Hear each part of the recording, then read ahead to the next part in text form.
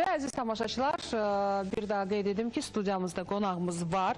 Millət vəkili Elçin Mirzəbəyli. Elçin müəllim, xoş gördük, sabahınız xeyir olsun. Xoş gördük. Əlbəttə ki, biz artıq ilin sonuna sayılı günlər qalıb, 2 həftəyə yaxın, biraz az vaxt qalıb və biz ilin yekunlarına mütləq nəzər salmalıyıq.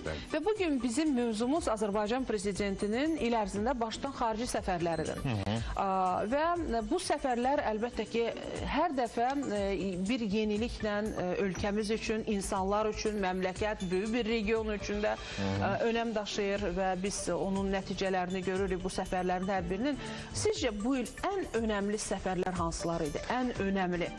Kral qənaətimə görə təbii ki, ilk səfərdən başlayaraq Birləşmiş Ərəb Əmirliyinə edilən səfərdən başlayaraq Slovakiyaya edilən səfərə qədər bütün bunların arasında birbaşa əlaqə var. Çünki müasir dünyada baş verən proseslər, köhnə dünya nizamının pozulması və yenisinin formalaşmaması təhlükəsizlik faktorlarını önə çıxarır və indiki şəraitdə Azərbaycan kimi mürəkkəb bir regionda yerləşən ölkə üçün ən vacib məqamlardan biri regionun və bütövlükdə Avrasiyanın təhlükəsizlik arxitekturasının formalaşması prosesində aktiv iştirakla bağlıdır.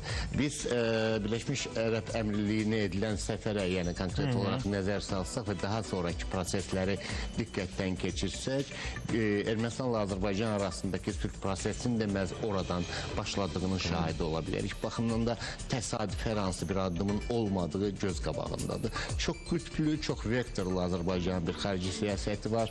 Bəlli olduğu kimi və müasir dünyada çevik diplomatik siyasət qənaətimə görə Azərbaycanın timsalında və cənab prezidentin timsalında tamamilə fərqli bir görünüş yaradıb və yeni bir yanaşma tərzi ortaya qoyub. Bu aspektdən də qənaətimə görə ən önəmli səfərləri diqqət yetirsək, biz həm ölkə üçün fundamental nəticələrin əldə etdiyi məqamlara diqqət çəkə bilərək ki, bunların arasında Çin ilə Azərbaycan arasında imzalanan strateji tərəfdaşlıq müqaviləsidir. Burada fərqli qütbdən söhbət gedir, dünyanın ən önəmli güclərindən və təbii ki, Amerika Birləşmiş Ştatlarında Vaşinqton sazişi ilə yanaşı, həmçinin Birləşmiş Ştatlarla strateji tərəfdaşlıq haqqında xartiyanın hazırlanması ilə bağlı işçi qrupunun formalaşmasıdır. Bu iki önəmli faktor qənaətimə görə bu ilin Azərbaycan xarici siyasətində əldə etdiyi ən böyük uğurların nəticəsi kimi qiymətləndirilə bilər. Çox sayılı, bununla paralel olaraq təkcə cənab prezidentin səfərləri ilə yanaşı Azərbaycan da çox sayılı səfərlər edilib. Ölkə başçısı müxtəlif forumlarda iştirak edib beynəlxalq tədbirlərdə. Onların da spektri genişdir. Yəni Azərbaycan təsəvvür edin, yaxın şərqdəki problemlərin həlli ilə bağlı, yaxın şərq sülh problemləri ilə bağlı həll olan prosesdə də iştirak edir. Mərkəzi Asiyada təhlükəsizlik arxitekturasının formalaşması ilə bağlı prosesdə də aktiv şəkildə yer almaqdadır. Azərbaycan hər yerdə arzu olunan iştirakçıdır. Mən qonaq sözünü istifadə etmədim. Çünki biz qonaq deyilik.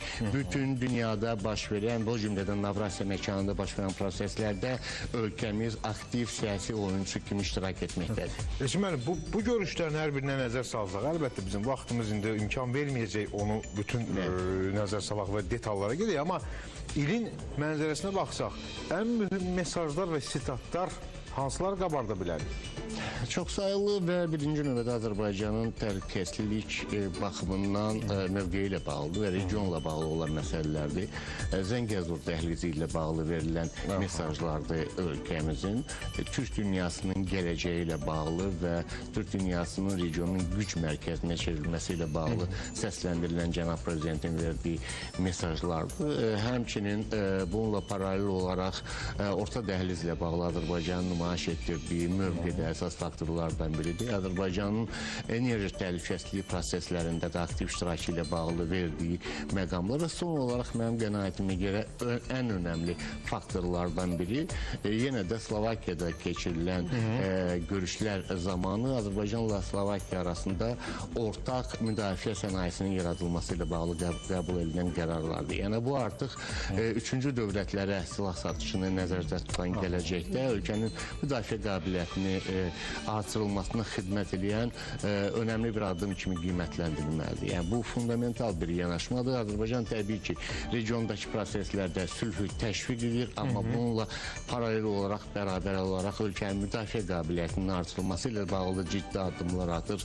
və bu Avropanın qənaətimə görə ən önəmli silah sənayesi deməli sahəsində uğurlar əldə etmiş Slovakiya kimi bir ölkə ilə Azərbaycan arasındakı münasibətlərin inkişafında da özünü bir uza verməkdədir. Prioritetlər ortalıqdadır və nəticə etibarilə qənaətimə görə 2025-ci ildə əldə olunan nəticələr ölkəmiz üçün 2026-cı ilin xarici siyasətində yeni baxış bucağının artıq əldə olunan nəticələrin həyata keçirilməsi istiqamətində yeni addımların atılmasına zəmin yaradacaq. Elçin müəllim, bir məsələni də mən istəyirəm xüsusiən deməli bir diqqət çəkək. Bu günlərim əlbəttə ki, elə ölkələr var ki, aralarımızda hardasa belə də buz.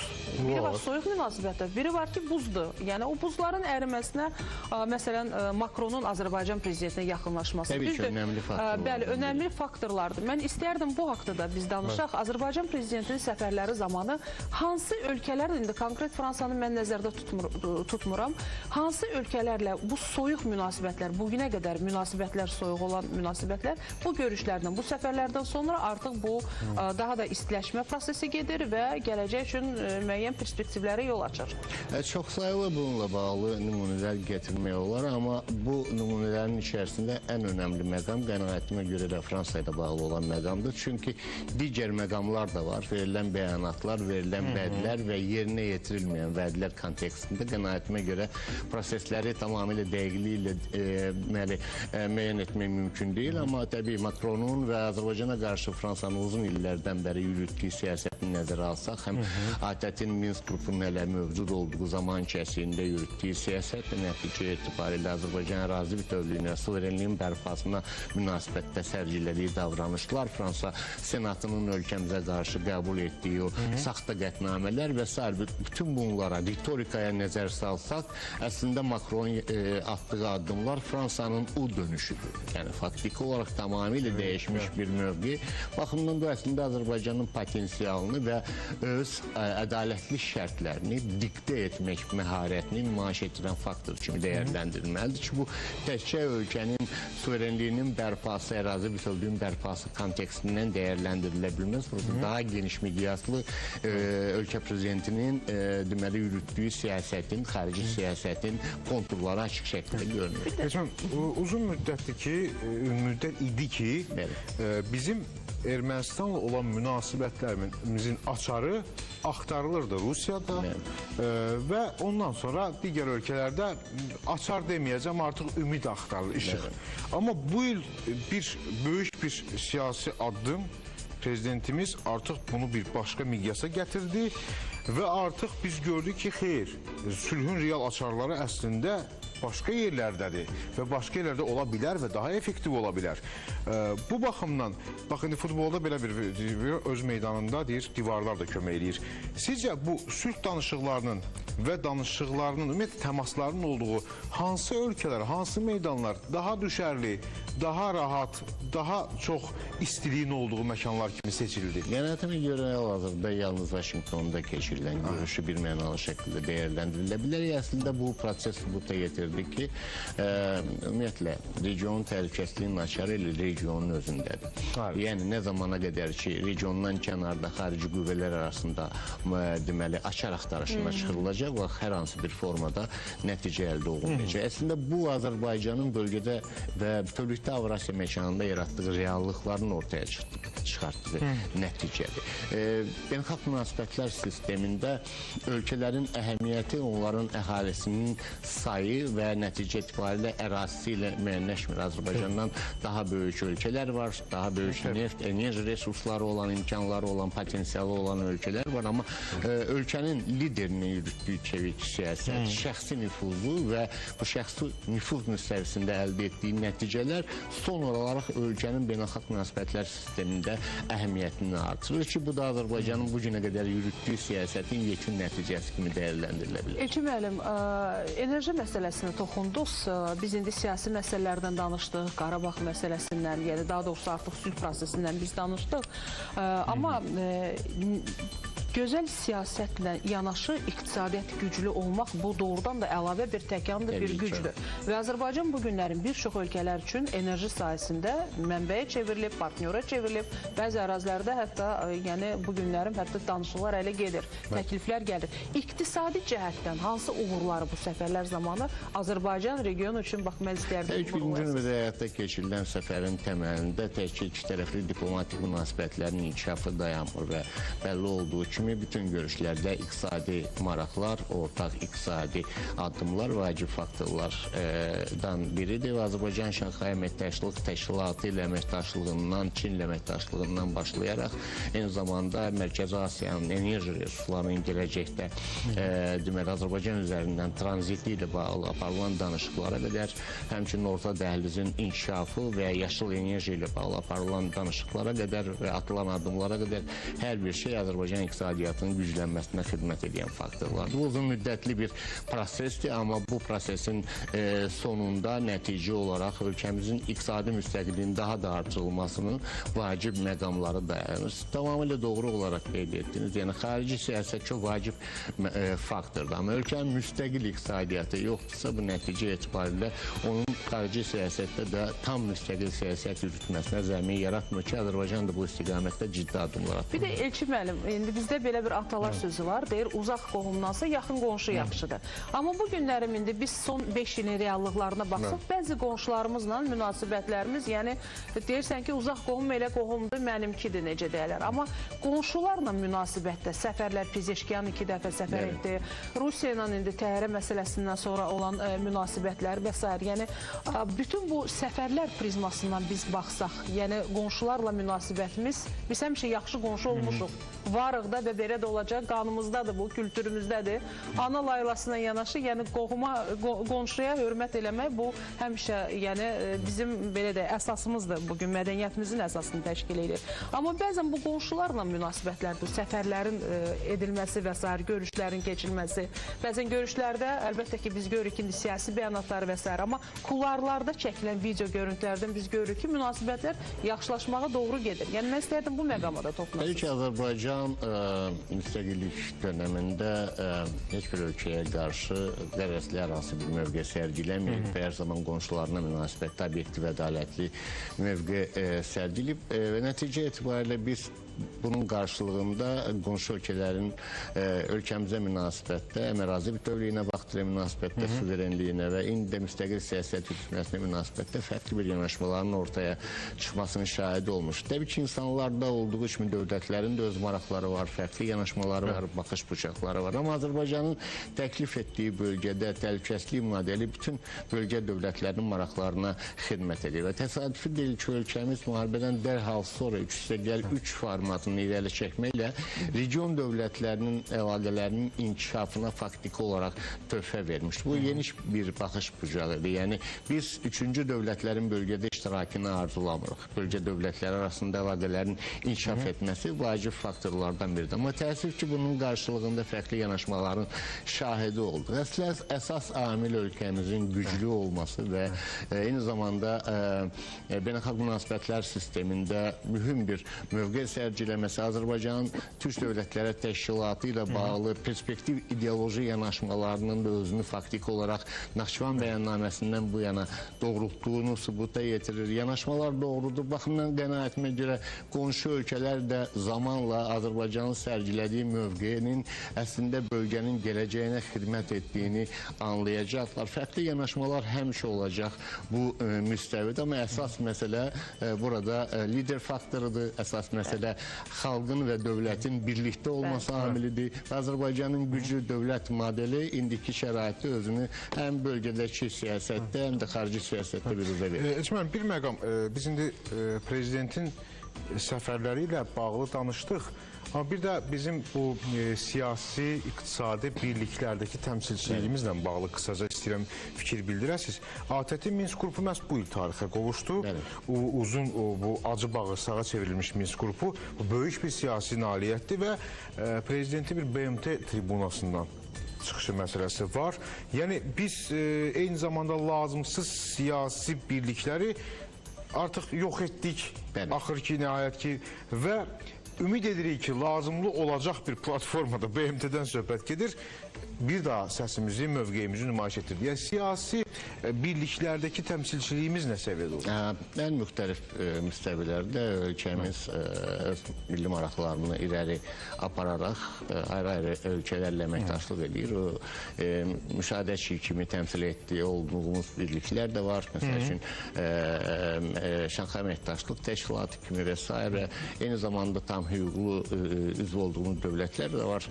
Və mənim qənaətimə görə son dövrlərin ən önəmli hadisələrindən biri Azərbaycanın Mərkəzi Asiya ölkələri ilə birlikdə formata daxil edilməsidir. Əslində bu ölkəmizin nə qədər əhəmiyyətli mövqeyə sahib olduğunu sübuta yetirən faktorlardan biridir. Çünki indiki şəraitdə Mərkəzi Asiyanın enerji resursları, potensialı, insan resursları və coğrafi mövqeyi bu ölkələrin əslində təkcə Azərbaycan üçün deyil, bütövlükdə Avrasiya üçün həyati əhəmiyyət kəsb edən faktorlar kimi dəyərləndirilməlidir. Yəni burada söhbət təkcə ənənəvi enerjidən gedir. Eyni zamanda yaşıl enerji, eyni zamanda həmçinin uranla zəngin olan bu ərazilərin nəticə etibarilə atom enerjisinin inkişafı ilə bağlı təkcə Cənubi Qafqaz üçün, Mərkəzi Asiya üçün deyil, Avropanın özü üçün də mühüm əhəmiyyət kəsb etdiyini xüsusi olaraq vurğulaya bilərək. Təsadüfi deyil ki, yəni bir məqama diqqət çəkim.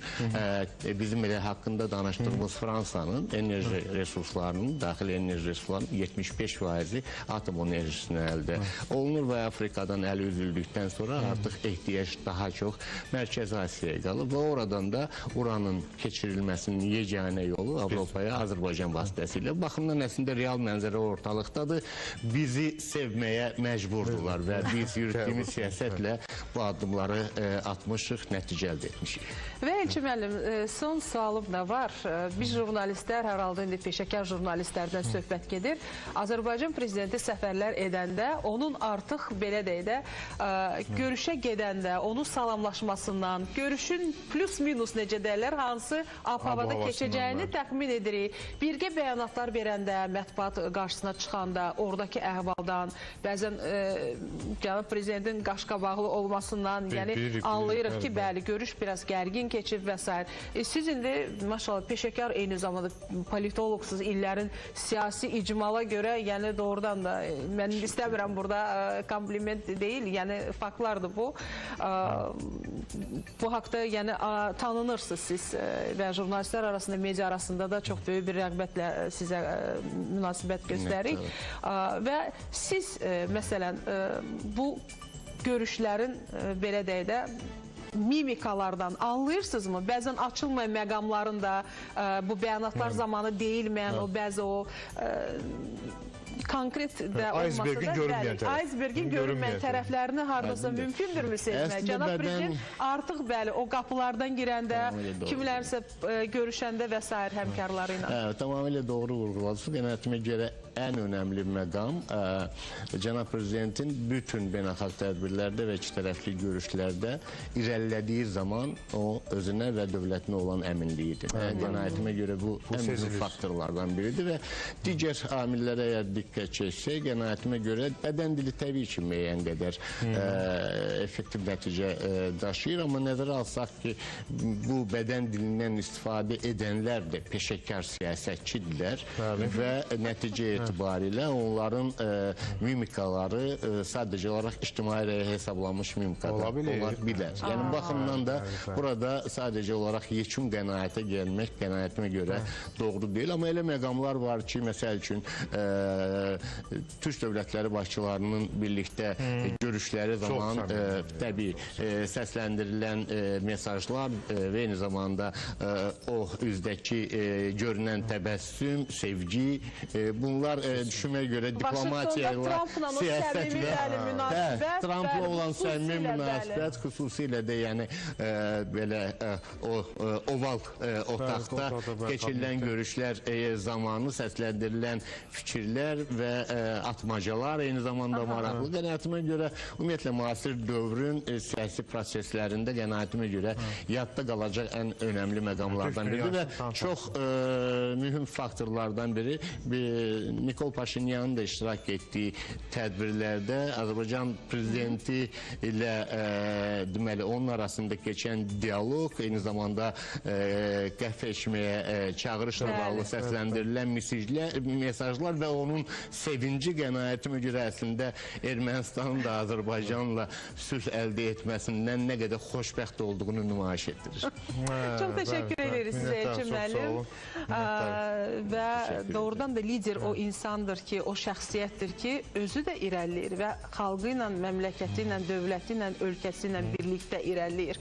Və doğrudan da vaxt gələcək, biz bəzən, mən həmişə bunu deyirəm, tarix kitablarında sərkərdələr barədə oxuyanda deyirdim, yəqin hansısa mənim bir əcdadım onu gözün ucundan da olsa görüb. Amma bu günlərin biz güclü tarixi şəxsiyyətlərin dövrünü yaşayırıq, qiymətləndirməliyik bu qızıl anları. Türk dövlətləri liderlərinin görüşündə adam tarixi ekskursiya elə bilirsən ki, o vaxtın sərkərdələri görüşür. Çünki orada Ababa doğrudan başqadır. Ababa tamamilə başqadır və onu da xüsusi qeyd etmək lazımdır ki, məhz bu məqamla bağlı cənab prezidentin səsləndirdiyi fikirlər var və Türk dövlətlərinə səfəri zamanı və eyni zamanda zirvə toplantılarında bu əcdadlarımızın arzularının vəsiyyətinin yerinə yetməsidir və biz tarixə qısaca hardasa ekskursiya etdik, amma bugün əcdadlarımızın vəsiyyəti güclü liderlərin timsalında gerçəkləşməkdədir. Necə ki, Qarabağda gerçəkləşdi, mən bundan sonra da davam edəcəyini şübhə etmirəm. O görüşlərdən çox maraqlıdır, belə bir adam at ayaqlarının səsini eşitir. Tamamilə doğrudur. Çox maraqlı bir şey var. Yəni Türkün silahı, yəni qədim silahı. Çox maraqlıdır. Hər halda 2026 daha məhsuldar olacaq, əminik. Atımız 4-0 çapacaq. Mütləq, mütləq. Belə, əziz tamaşaçılar, Azərbaycanın da simvoludur Qarabağ atları.